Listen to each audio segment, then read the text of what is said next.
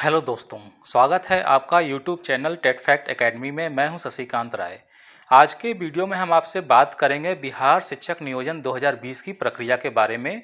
और इसमें हम ये जानने का प्रयास करेंगे कि जो है काउंसलिंग में जो शिक्षक भर्ती में जो भ्रष्टाचार होता है या धांधली होती है वो कैसे होती है और किन किन स्तरों पर होती है, ये मैं इस आधार पर आपको बताऊँगा क्योंकि मैंने जो है 2011 में जो है फॉर्म भरा था बिहार शिक्षक नियोजन में और उसके छठे चरण तक मैंने भाग लिया था। फिर भी मेरा जो है कहीं भी सिलेक्शन नहीं हो पाया है। और उसमें जो सिलेक्शन ना होने के जो मुख्य कारण थे, वो जो भ्रष्टाचार हुए वही मुख्य कारण थे। और वह भ्रष्टाचार जो है किन किन स्तरों पर हुए थे, आज मैं वही चीज़ें आपसे डिस्कस करूँगा ताकि आप लोग जो है आगाह हो जाएं, जागरूक हो जाएं और आपके साथ भी वो काम ना हो पाए जो काम मेरे साथ हुआ या जो घटनाएं मेरे साथ घटी। तो दोस्तों आइए शुरू करते हैं अपना आज का वीडियो, जो कि है बिहार शिक्षक नियोजन 2020 के बारे में। काउंसलिंग में शिक्षक भर्ती में भ्रष्टाचार या धांधली कैसे होती है। तो दोस्तों ये जो शिक्षक भर्ती जो प्रक्रिया होती है, इसमें मैंने जो है 2011 से जो है भाग लेना शुरू किया था और 2010 में मैंने जो है बीएड कंप्लीट किया था अपना। और 2011 में मैंने जो है टीटी एग्ज़ाम जो है पास किया था, बिहार का भी यूपी का भी। ये दोनों एग्ज़ाम मैंने क्लियर किए थे और मैंने जो है 6 to 8 में 2011 में सामाजिक विज्ञान विषय के तहत जो है आवेदन किया था। और लगभग जो है मैंने आधे जिलों के सभी ब्लॉक्स में जो है जितने भी प्रखंड होते हैं सभी जगह मैंने आवेदन अपना जो है बाई हैंड जा करके जो है सबमिट किया था। उसके बाद जो काउंसलिंग प्रक्रिया शुरू हुई तो प्रथम चरण की जो काउंसलिंग होती है और जो द्वितीय चरण की काउंसलिंग होती है, वहाँ तक तो ये प्रक्रिया बिल्कुल सही चलती है। शिक्षक नियोजन भर्ती जो बिहार सरकार करवाती है, उसमें जो प्रथम चरण की काउंसलिंग होती है और जो सेकंड या द्वितीय चरण की जो काउंसलिंग होती है, वहाँ तक तो काउंसलिंग प्रक्रिया बिल्कुल सही चलती है। क्योंकि इसमें जो छात्र भाग लेते हैं या अभ्यर्थी जो भाग लेते हैं, वे जो हैं हाई मेरिट वाले होते हैं। और हाई मेरिट वाले अभ्यर्थियों के पदों पे घालमेल करना ये किसी के बस की बात नहीं है। जी हाँ, जो हाई मेरिट वाले जो अभ्यर्थी होते हैं, चाहे वो लड़की हो चाहे लड़का हो, उसके पदों की संख्या में या उनके नियोजन या नियुक्ति संबंधित जो है वो कोई भी धांधली जो है ना चयन समिति कर पाती है, ना प्रखंड स्तर पर कार्यरत या जिला स्तर पर कार्यरत चयन समिति के जो सदस्य होते हैं या शिक्षक होते हैं या जो कर्मचारी होते हैं वो भी नहीं कर पाते, यहाँ तक कि छात्र भी नहीं कर पाते। तो प्रथम और द्वितीय चरण तक तो काउंसलिंग की प्रक्रिया जो है काफ़ी अच्छे तरीके से चलती है, सुचारू रूप से चलती है, जिसमें भ्रष्टाचार की संभावना न के बराबर होती है। उसके बाद जो थर्ड चरण शुरू होता है और उसके आगे के जो चरण आते हैं, उसमें आपको भ्रष्टाचार देखने के लिए मिलता है और बहुत ही ज़बरदस्त भ्रष्टाचार होता है। किसी भी अभ्यर्थी की एक भी बात जो है किसी भी कर्मचारी, किसी भी चयन समिति के सदस्य, किसी भी प्रशासन शासन द्वारा नहीं सुनी जाती है, चाहे वो कितना भी प्रयास कर लें। और अंततः हार करके वह व्यक्ति या अभ्यर्थी जो है अपनी उम्मीदवारी लेकर के अपने घर वापस लौट जाता है। तो उसी संबंध में जो है हम आज कुछ बिंदुओं पर प्रकाश डालेंगे कि शिक्षक भर्ती जो होती है बिहार सरकार की, इसमें जो भ्रष्टाचार है या धांधली वो कैसे होती है और किन किन स्तरों पर होती है। तो दोस्तों ये जो बिहार शिक्षक भर्ती की जो धांधली होती है, ये 3 स्तरों पर हमने जो है देखने के लिए पाते हैं कि 3 स्तर पर ये धांधली जो है चलती है। पहला स्तर जो होता है वो होता है चयन समिति या जन प्रतिनिधि स्तर पर। ठीक है, पहला जो स्तर है वो क्या है, चयन समिति या जन प्रतिनिधि स्तर पर। चयन समिति का मतलब प्रशासन द्वारा जो चयन समिति बनाई जाती है उसमें जो सदस्य बैठते हैं उनके स्तर पर, और उसमें जो है जनप्रतिनिधि के सदस्य भी शामिल होते हैं। तो ये लोग क्या करते हैं, धांधली करते हैं। किस प्रकार करते हैं अभी हम आगे देखेंगे। और इसके बाद जो दूसरे नंबर की जो धांधली होती है वो होती है कर्मचारी या कार्यरत शिक्षक स्तर पर। कर्मचारी या कार्यरत शिक्षक स्तर पर से मतलब ये है कि जो शिक्षक या कर्मचारी की ड्यूटी काउंसलिंग वाले दिन ब्लॉक स्तर पर जिन स्कूलों में जहाँ पर काउंसलिंग चल रही वहाँ पर लगाई जाती है, उनके द्वारा भी जो है धांधली या भ्रष्टाचार किया जाता है। किस प्रकार किया जाता है हम अभी आगे देखेंगे।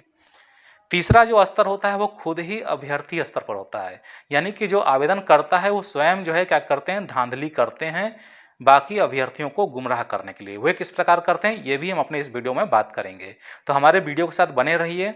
और इसके साथ ही हम आपको जो है अपने आने वाले जो वीडियो हैं उसमें बताएंगे कि काउंसलिंग में अगर आपको कोई गड़बड़ी दिखाई दे रही है तो शिकायत करने का जो तरीका है वो क्या है और कैसे शिकायत करनी चाहिए। और इसके साथ ही ये भी हम आपको बताएंगे कि काउंसलिंग में भाग लेने का जो तरीका है वो क्या होता है, कि काउंसलिंग में जो है कैसे भाग लिया जाता है। तो ये हम अपने आने वाले वीडियो में दोनों बातें रखेंगे।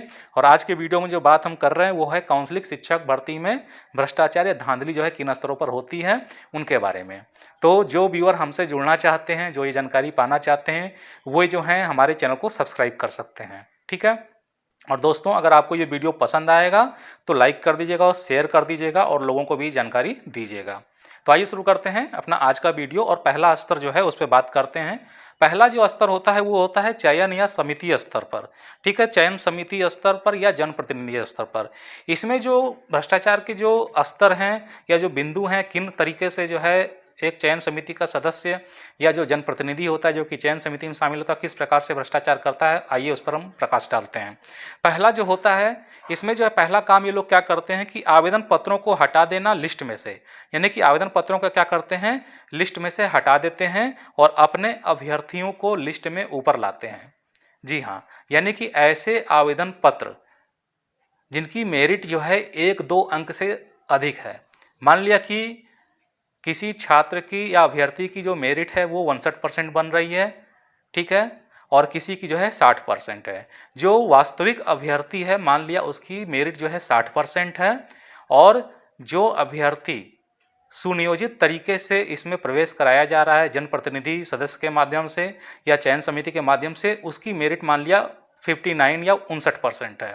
तो ये लोग क्या करते हैं कि जो 60% वाला जो अभ्यर्थी होता है उसका किसी न किसी कारण से जो है दिखा करके, कोई डॉक्यूमेंट में कमी दिखा करके या एब्सेंट दिखा करके या आवेदन पत्र ही हटा करके जो है, यानी कि लिस्ट में से उसका नाम गायब कर देते हैं और अपने अभ्यर्थी को जो है ऊपर कर देते हैं। ऐसा जो है आपको प्रथम चरण की काउंसलिंग में तो कम देखने के लिए मिलेगा, लेकिन जो है दूसरे चरण से ये काम जो है शुरू हो जाता है कि अगर 1-2 अंक का अंतर पड़ रहा है तो ये क्या करते हैं, जो चयन समिति के सदस्य होते हैं अपने अभ्यर्थियों के लिए जिनसे इन्होंने पैसा लिया होता है, वो क्या करते हैं ऊपर वाले अभ्यर्थी को क्या करते हैं लिस्ट में से गायब कर देते हैं और अपने अभ्यर्थी का नाम जो है 1 पॉइंट अपने आप ऑटोमेटिक बढ़ जाता है। ठीक है, ऐसा ये बहुत रेयर केस में करते हैं और सिर्फ वहीं पर करते हैं जहाँ पर 19-20 का मामला होता है। ऐसी जगह कभी नहीं करते जहाँ पर 10 कैंडिडेट से अधिक होते हैं। ठीक है, यानी कि 19-20 यानी एक कैंडिडेट का अंतर अगर कहीं दिखाई दे रहा है पॉइंट्स में भी, तब ये खेल ये लोग खेलते हैं। ठीक है, दूसरा जो तरीका होता है इनका धांधली करने का वो होता है काउंसलिंग लिस्ट बनाने में जो है देरी करना।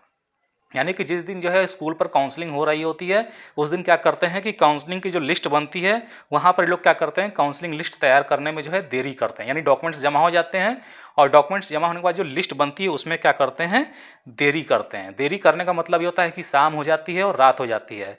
और ऐसा जो है हमारे साथ जो है हुआ था, बक्सर जिला में हुआ था। बक्सर जिला में जब काउंसलिंग कराने गए थे तो 2 जगह पर, जिला मुख्यालय में 2 जगह पर ऐसा जो है काम किया गया जहां पर जो है जानबूझ करके जनप्रतिनिधि के माध्यम से जो ब्लॉक का अध्यक्ष होता है उन्होंने जो है देरी की थी और जिसका नतीजा ये हुआ कि रात के 8 बज गए और 8 बजते ही उन्होंने ज़बरदस्ती सारे काउंसलिंग सेंटर जो है बंद करा दिए और जो लिस्टें बनी थी वो सारी लिस्ट लेकर चले गए और अनाउंस कर दिया कि 2-3 दिन में आप लोग सभी लोग जो है ब्लॉक पर कॉन्टेक्ट करिए। और ब्लॉक पर जो है फिर किसी प्रकार की कोई सूचना न पेपर में दी गई न वेबसाइट पे दी गई, कुछ नहीं हुआ और वहाँ पे जिन अभ्यर्थियों को उनको जो है रखना था उन्होंने उनको जो है शामिल कर लिया। उसके बाद जो है ये क्या करते हैं कि जब देरी कर देते हैं, लिस्ट लेकर चले जाते हैं और किसी प्रकार की सूचना नहीं देते हैं, तो इस प्रकार क्या होता है कि अभ्यर्थी जो है वहाँ पर पहुँच नहीं पाते हैं क्योंकि उन्हें कोई सूचना ही नहीं मिलती है।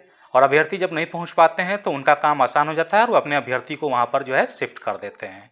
ठीक है, उसके बाद जो अगला पॉइंट होता है वो क्या करते हैं, प्रखंड ऑफिस पर बुलाना और सूचना देना और अभ्यर्थी को क्या करना है, अनुपस्थित दिखाना है। ये लोग क्या करते हैं, दूसरे पॉइंट में क्या करते हैं कि काउंसलिंग के लिए जब लेट कर देते हैं तो लिस्ट लेके चले जाते हैं और बाई चांस अगर कोई अभ्यर्थी 2-3 दिन बाद ब्लॉक ऑफिस पर पहुंच भी जाता है तो क्या करते हैं, उसको जो है अनुपस्थित दिखा देते हैं किसी न किसी कारण से या सूचना नहीं देते हैं और उसको अभ्यर्थी को जो है काउंसलिंग प्रक्रिया से जो है अलग हटा देते हैं। अगला है अभ्यर्थियों द्वारा जो सूचियां, अभ्यर्थियों की जो सूचियां होती हैं और जो आवश्यक सूचनाएं होती हैं उनका प्रकाशन ये लोग वेबसाइट पर नहीं करते हैं और ना ही प्रखंड के जो है जिला ऑफिस पर चिपकाते हैं। बहुत ही रेयर केस में होता है, ये लोग क्या करते हैं कि प्रखंड ऑफिस पे जो सूचनाएं कुछ चिपकाते हैं, लेकिन फिर बाद में उसको जो है शाम को चिपकाते हैं और अगले दिन सवेरे जो है उसको फाड़ देते हैं ताकि कोई जानकारी ना मिल पाए। और जब व्यक्ति वहाँ पर जो है जाता है पता करने के लिए, अभ्यर्थी जब वहाँ पर पता करने जाता है तो वो ऑफिस में क्या होते हैं, अनुपस्थित मिलते हैं। वहाँ पर पता ही नहीं चलता कि चयन समिति के सदस्य कहाँ बैठे हैं और किसी प्रकार की कोई भी सूचना आपको वहाँ पर नहीं मिलती है और निराश होकर अभ्यर्थी अपने घर को लौट जाता है। ठीक है, तो इस प्रकार से क्या करते हैं, चयन समिति या जनप्रतिनिधि स्तर पर जो है भ्रष्टाचार या धांधली जो है अभ्यर्थियों के साथ की जाती है। दूसरा जो स्तर होता है वो होता है हमारा कर्मचारी या कार्यरत शिक्षक, यानी कि नियोजन प्रक्रिया में जो कर्मचारियों की जो ड्यूटी लगती है या जो है सदस्यों की जो ड्यूटी लगती है, उनके स्तर पर जो भ्रष्टाचार होता है, आइए उनके बिंदु देखते हैं किस स्तर पर लोग भ्रष्टाचार करते हैं। तो पहला जो है, अभ्यर्थियों को रजिस्टर में हाई मेरिट लिस्ट दिखा करके जो है गुमराह किया जाता है। यानी कि जब अभ्यर्थी क्या करता है, काउंसलिंग वाले जो है जगह पर जाता है तो क्या होता है कि रजिस्टर खोल करके देखने का उनका अधिकार होता है। कोई भी अभ्यर्थी जो है काउंसलिंग रजिस्टर जो है देख सकता है, जहाँ पर जिस रजिस्टर में रजिस्ट्रेशन होता है उसको देखा जा सकता है। ठीक है, तो उसको आप देख सकते हैं। तो वो क्या करते हैं, जब आप लिस्ट देख रहे होते हैं तो आपसे पूछते हैं कि आपका मेरिट क्या है, तो आप कहते हैं कि मेरा मेरिट जो है 60% है। तो वो आपको क्या करते हैं, गुमराह करते हैं, कहते अरे यार ये देखो, ये यहाँ पे तो ऑलरेडी जो है 65% है, 70% है, आपका यहाँ पर नहीं हो पाएगा। तो इस तरीके से क्या करते हैं, गुमराह करते हैं और वो कैंडिडेट क्या होता है, वो चला जाता है वापस।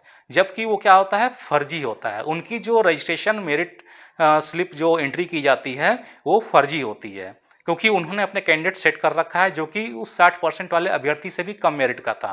तो वो जानबूझकर क्या करते हैं कि ऊपर की 5-6 लिस्ट जो है जो नाम होते हैं वो हाई मेरिट वाले निकाल लेते हैं और उनको नोट कर देते हैं।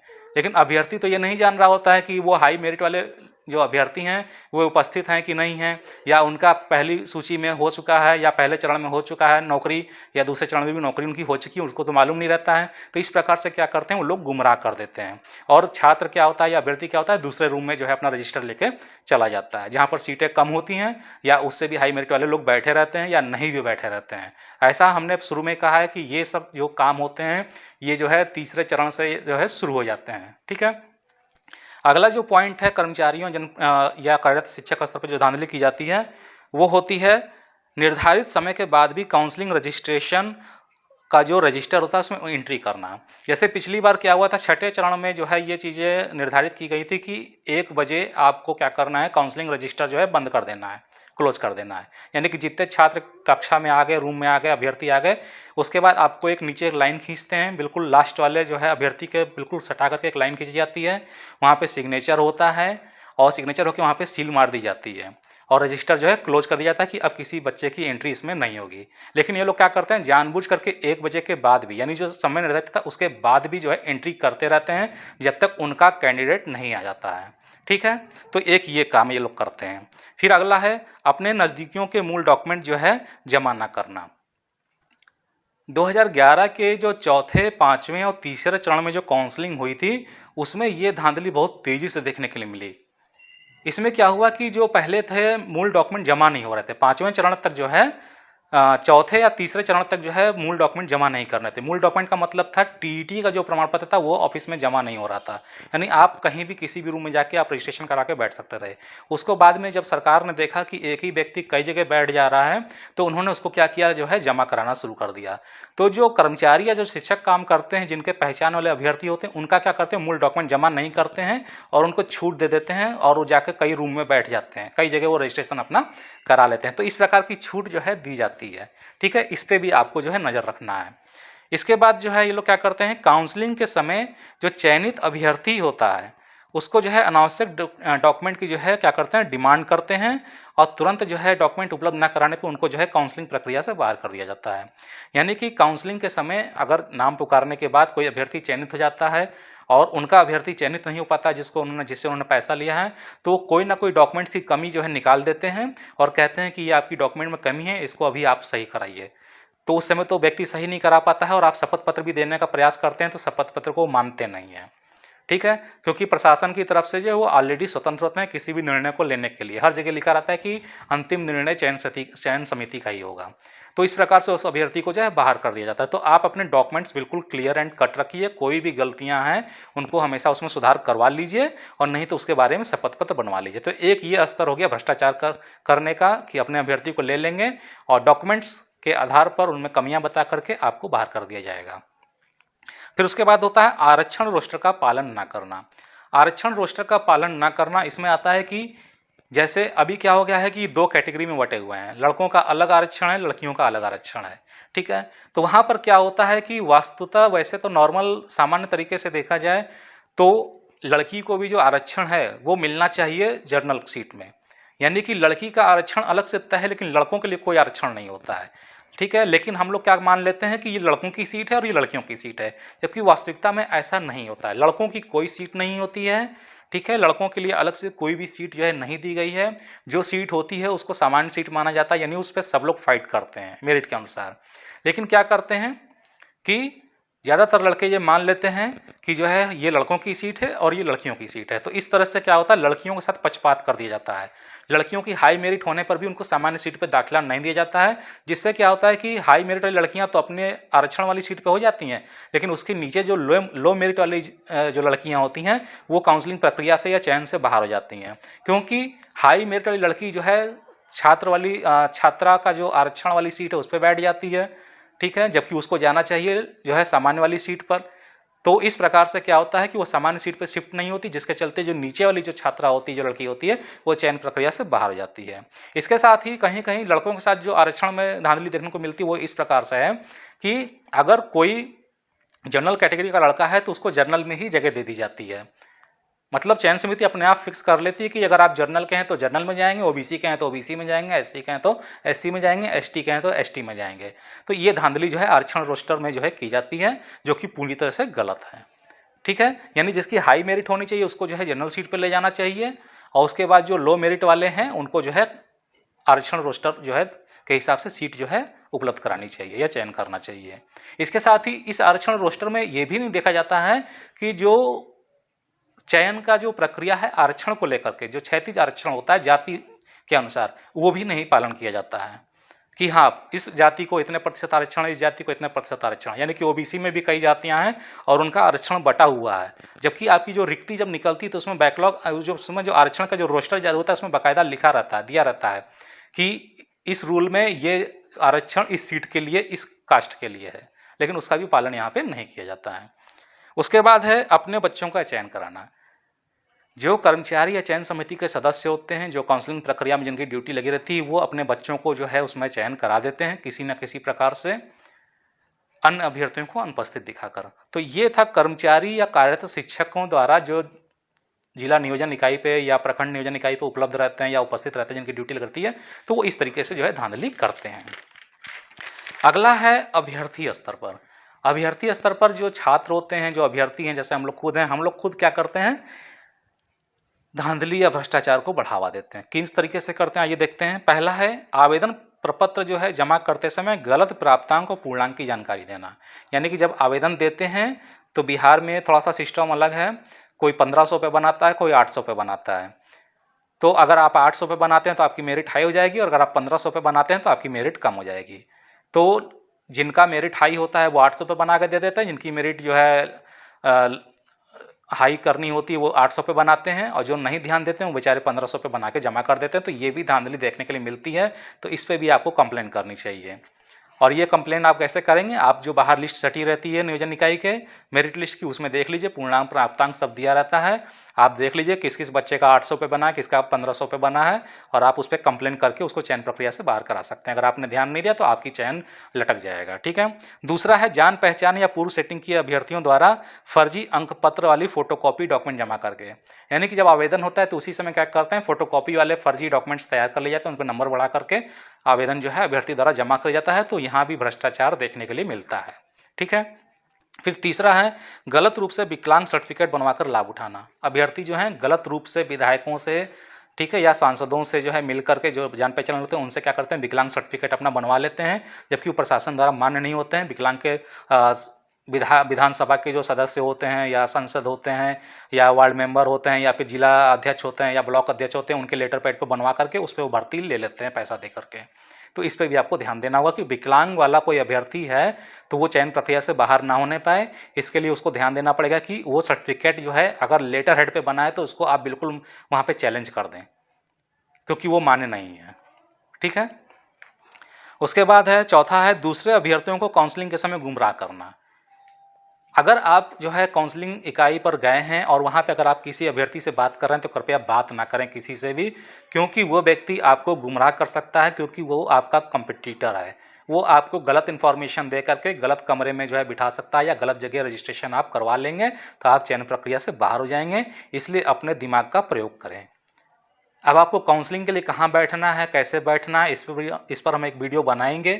ठीक है, तो आप हमारे साथ जुड़े रहिएगा, हमारे चैनल को सब्सक्राइब कर लीजिएगा ताकि आपको वीडियो मिल जाए। फिर अगला है पूर्व नियोजित अभ्यर्थी द्वारा काउंसलिंग में अपने जिले में चयन के लिए जो है पुनः भाग लेना। पूर्व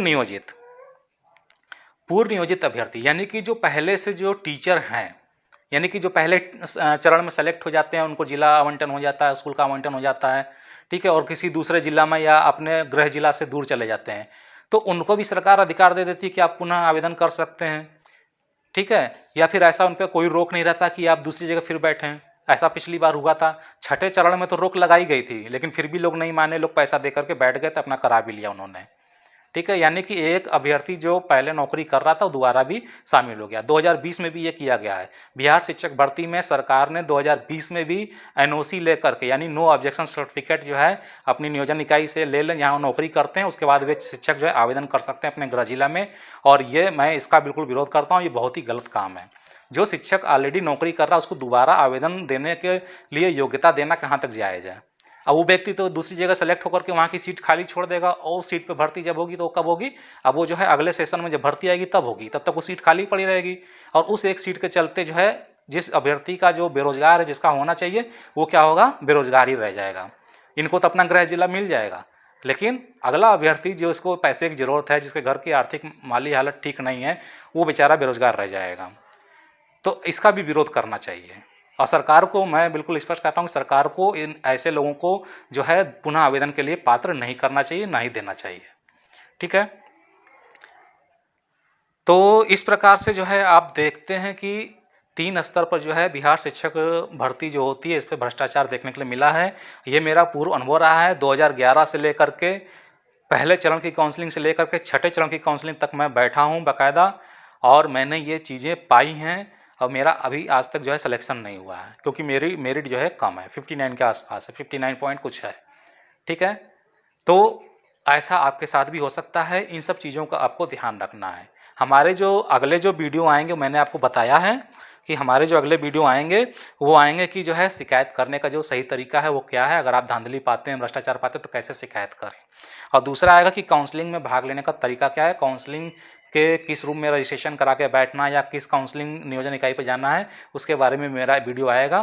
तो दोस्तों, अगर आपको हमारा वीडियो जो है पसंद आया हो तो चैनल को लाइक कर दीजिएगा, वीडियो को लाइक कर दीजिए, शेयर कर दीजिएगा, और आने वाले वीडियोज़ के नोटिफिकेशन पाने के लिए जो है हमारे चैनल को सब्सक्राइब कर दीजिएगा और ऑल पे प्रेस कर दीजिएगा। तब तक के लिए इजाज़त दीजिए। धन्यवाद।